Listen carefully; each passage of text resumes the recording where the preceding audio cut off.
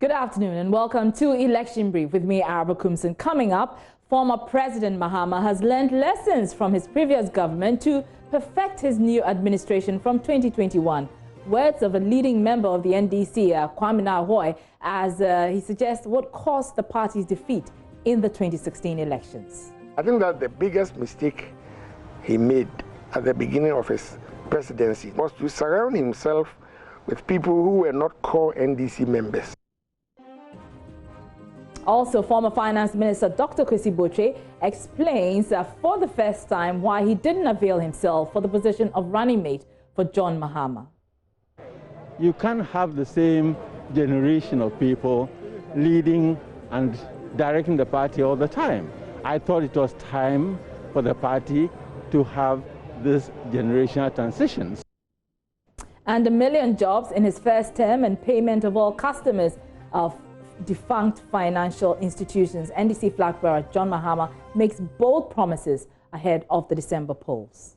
Plans will include an aggressive job and entrepreneurial program in the public and private sectors that will deliver a minimum of 250,000 jobs every year. We are live from your studios here at Kwame on DSTV channel 421 and GoTV channel 144. Stay with us.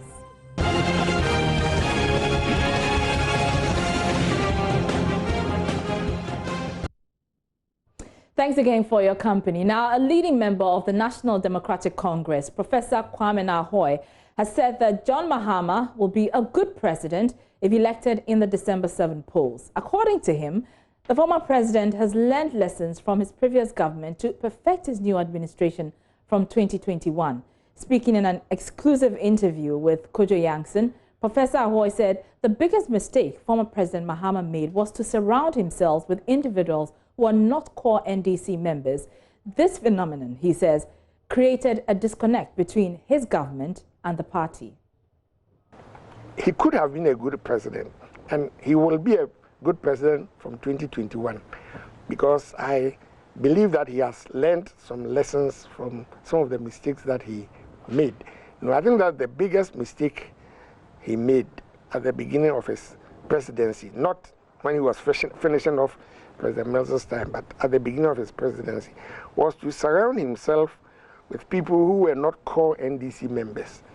His special advisor or whatever was not, his secretary was not, his secretary to the cabinet was not his, so many of them. And so there was a divorce between the government and the party. And therefore, it was not very easy for the party's program to be implemented. To a large extent, it was a program of the bureaucracy that was being implemented and not the program of the party. But I think halfway through, he realized the problem, and so he changed course. And that's when he brought in Julius Debra as his chief of staff. He brought in what was his name? The deputy something at the AU now. Kotti. Yes. Yeah, as a secretary. I mean, he changed. He changed his immediately because he realized the problem that had been created. And I think that since we came into position, he has been working with the party people very, very closely, and that's why I think that he will be a very successful president. But even in his presidency, I think that he did very well in terms of development, especially. His development agenda was excellent, but I think it was his handling of the party that created problems for him.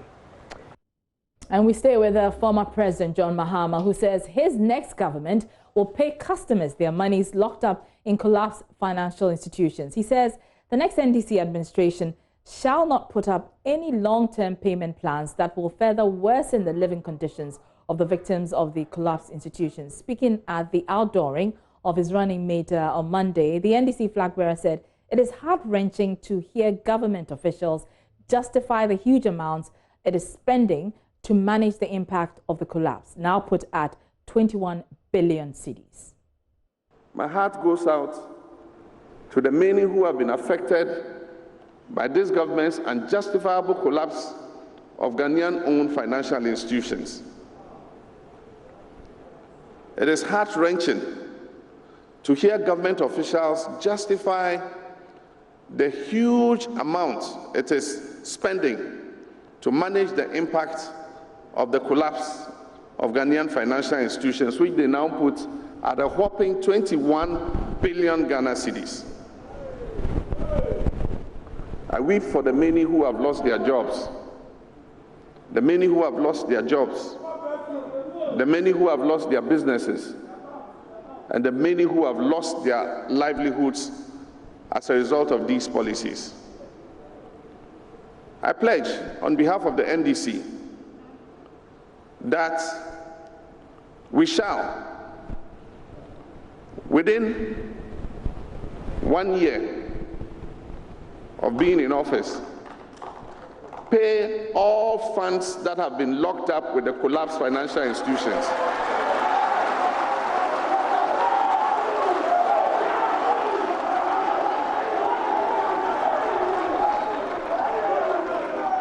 Within our first year in office, we shall pay to all the beneficiaries all funds locked up in the collapsed financial institutions. It is a promise. Well, the NDC flag bearer said his government, if given the mandate, will establish a financial services authority that will be responsible for ensuring that consumer financial markets work for consumers, providers, and the economy as a whole. That means the next NDC administration will establish a financial services authority that will be responsible for ensuring that consumer financial markets work for consumers and providers and for the economy as a whole. This financial services authority will oversee all financial products and services that are offered to consumers and will effectively and efficiently prevent and stop the challenges that have confronted customers of Men's Gold, DKM, and others. We will restore Ghanaian indigenous investment in the banking and financial sector.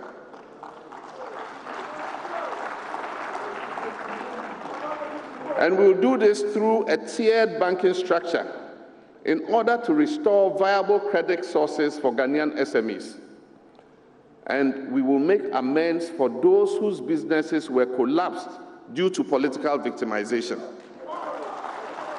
Now, in a related development, the leadership of a coalition of affected savings and loans customers say their members are pushing for the group to officially declare support for the NDC in the upcoming elections. Secretary Ezekiel Akakpo reveals calls have intensified following assurances from the former President John Mahama that locked-up funds will be paid in 1 year when he's re-elected. He says the group will take a decision on who to declare support for after the MPP releases its programs when voted for. And now this ex-president Mahama comes to tell us that he will make sure that within 1 year he pays us. I believe, per what our members are saying, and from the information we are gathering, they said they prefer that 1 year period to the 5 years period. And my brother, if I tell you the number of people who are suffering as a result of this, and the number of people who are crying because of their money, it will surprise you. So what we are appealing to the president and the current government is that we thank them for starting the payment. We are grateful to them. We've expressed our numerous appreciation to them on that. But one thing we are telling them is that based on the promise the ex-president Mahama has come out with, if they don't take care and revise their payment plan, whereby making sure that every affected customer will receive his or her locked-up fund before 7 December, but will still go by the cap of 70,000 and the bond of 5 years. I believe majority, even if not all of our members, majority of them will be tempted to vote for NDC and the ex-president, despite the fact that they might even be MPP members. Now, meanwhile, the coalition of aggrieved customers of Men's Gold have supported the stand, but they want a clear guideline to the fulfillment of the promise, even though they see the statement as assuring. The comment from the flag bearer, that is JDM, is very reassuring. But we want him to be more specific with men's good, that when I come, within 1 year, I'll make sure that all men's good customers retrieve their investment. That is what we want to hear from him publicly, so that the customers will not have any doubts in their mind. So that we can also go all out there and sell his message to our people. Yeah, I think it's feasible, and he has been in government before, so he knows the pros and cons and all that in the government. So for him to promising that, yeah, I think it's possible. And it tells me he's a thinking individual, because he thinks about other people. You know, you hold the door. If you're a leader, what you do is you hold the door for others to enter before you close it. You don't open the door and enter and close it and leave the rest behind. Still on the NDC flag bearer, he's been announcing his major policies ahead of the polls in December. Speaking at the ceremony to Addo, Professor Jane Nana Opoku-Agyeman as his running mate Monday, the former president said he will put in place policies that will create at least 250,000 jobs every year, and he will institute respect for rule of law and run a government for all. Discuss and debate the NDC solutions and plans for our country. Our plans will include an aggressive job and entrepreneurial program in the public and private sectors that will deliver a minimum of 250,000 jobs every year.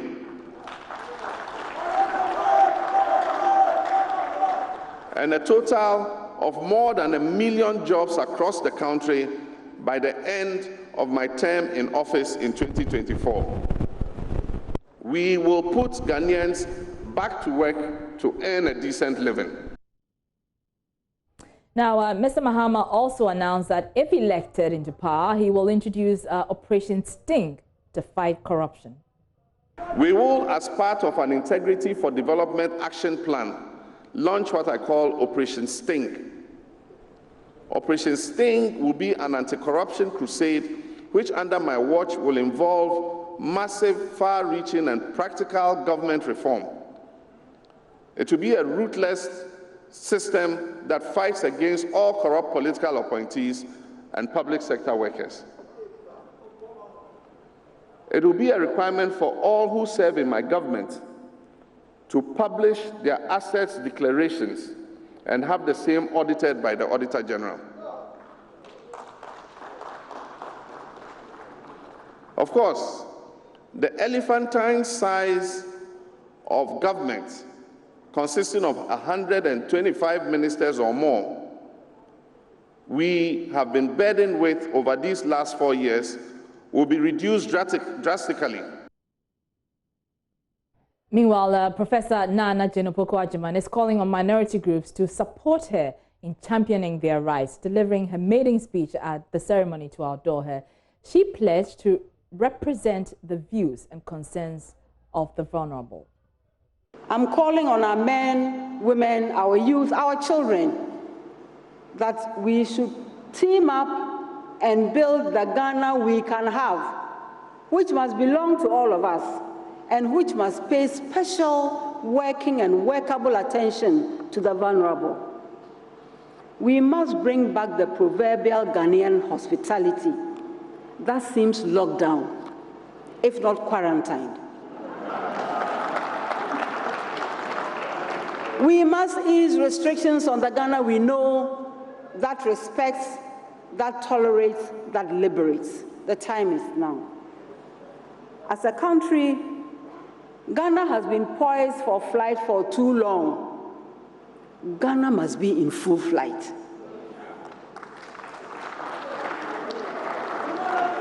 We should be in full flight towards sustainable development, to a destination of peace, inclusion, self-confidence, plain honesty, where good old hard work matters. I call on all our countrymen and women who believe that our country can once again travel the path of hope to come join us. The time to do that is now. Forth in the name of our country we go. We will not be intimidated. Our resolve to serve this country remains strong. And as my nephew says, no shaking. And sometimes he adds, no bagawaya. We will stay the course.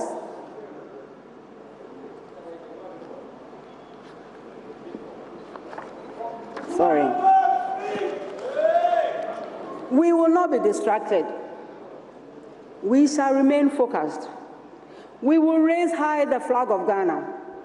The time to do so is now.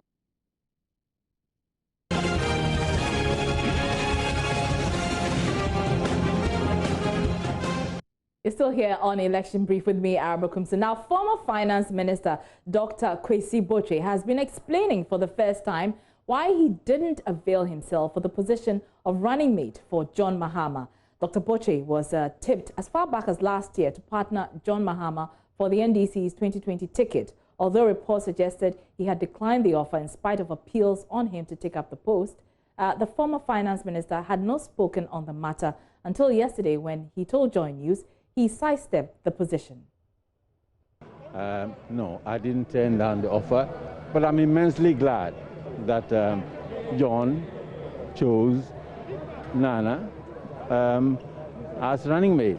You know, I sidestepped the position.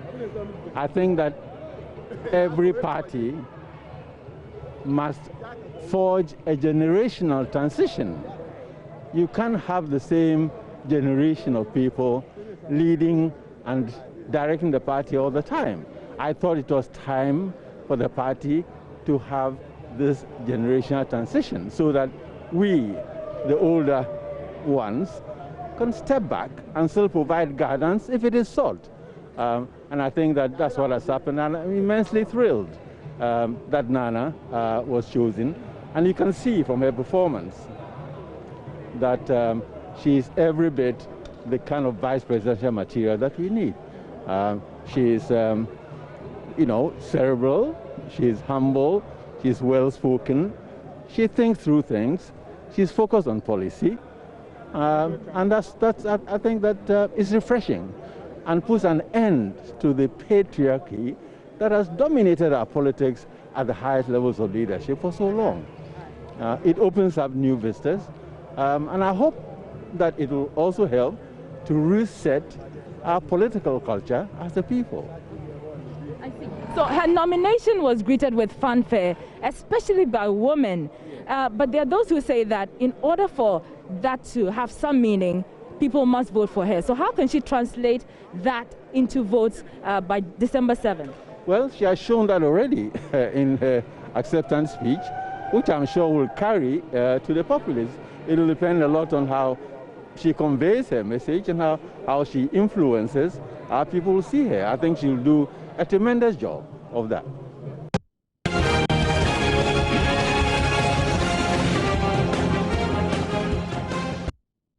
Now, conspicuously missing from last night's event was the founder of the party, Jerry John Rawlings, campaign chairman of the NDC for the 2020 elections. Professor Joshua Alabi has been giving some explanations. Then you see that I was very happy. Yeah, you're very happy. Yeah, because she gave a very, very fantastic speech. Some disagree that she was boring, she was uninspiring. You know, she felt to connect to the people. In Ghana, we have hardcore people who will never see anything in Nepal.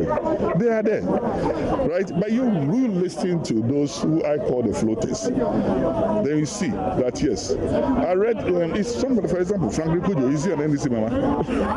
But I read what he wrote on Facebook. That what? He said. Beautiful speech, very thrilling, right? So you forget about those who are hardcore people who never see anything good in you because they belong to the other side. And listen to the masses of the people, the vast majority of Ghanaians. They are happy. The mother who's going to unite the nation, the mother who believes that everybody is an equal shareholder in this country, the mother who believes that our colonial masters just demarcated us in their own way. That does not mean that if you are living around the border whatsoever, you are not a Ghanaian. You are a Ghanaian. Is this the kind of the politics Ghanaians want? They want the people to throw some jabs? No, these are not jabs. Opponents. No, these are not jabs. And these so are facts. if she comes separate jabs. With a laid-back approach, separate jabs from the truth. That is the problem you people have. Okay, you consider everything to be jab. No, it is true. There's some people around the border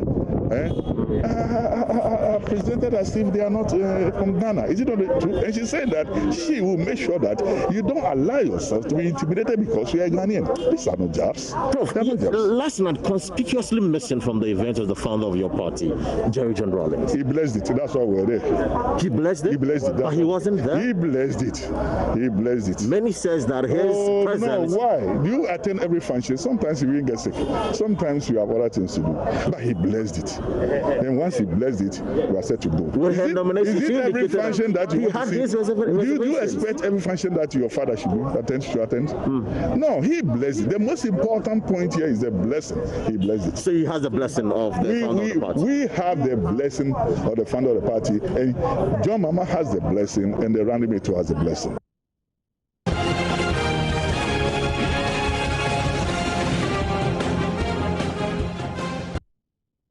Now, presiding bishop of the Methodist Church has charged the NDC's vice presidential candidate, Professor Nana Jane Opoku-Agyeman, to change the face of Ghanaian politics, which he says is fraught with vindictiveness, mudslinging, and vilification. Most Reverend Dr. Paul Kwame at a Thanksgiving service, who also fumed over the lynching of a 90-year-old woman, urged the NDC running mate to exemplify the tenets of Christianity in her leadership. Now you are coming into a situation, you are coming onto the political scene, you are coming into an atmosphere and an environment that is full of all kinds of things. All kinds of things. And I believe that by now you have been baptized or getting baptized into it. Coming in as a woman.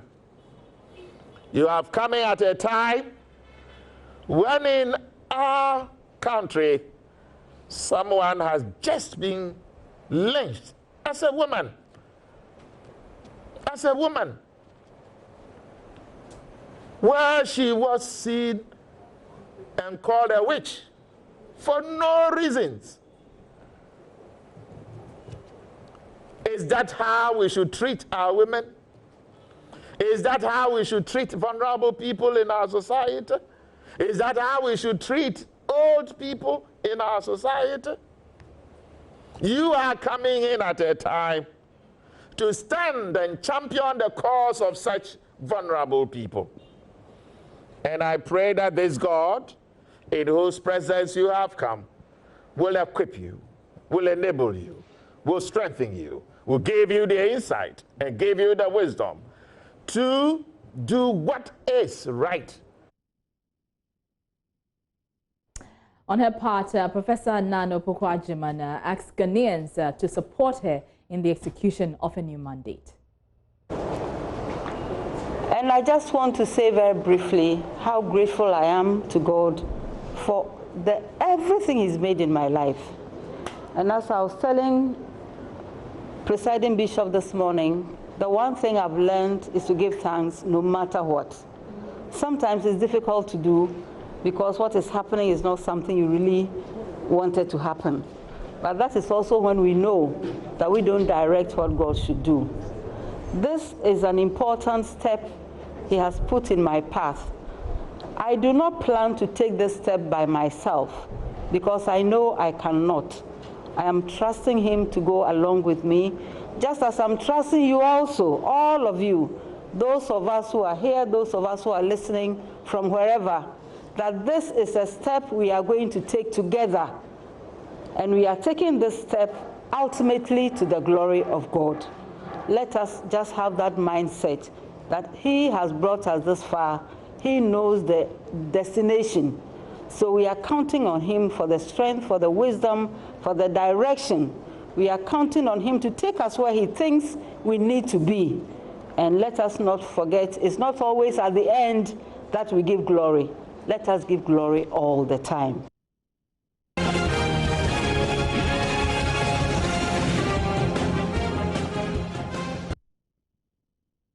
And that's a wrap for Election Brief with me, Araba Kumsin. Today, there's more when you log on to myjoyonline.com.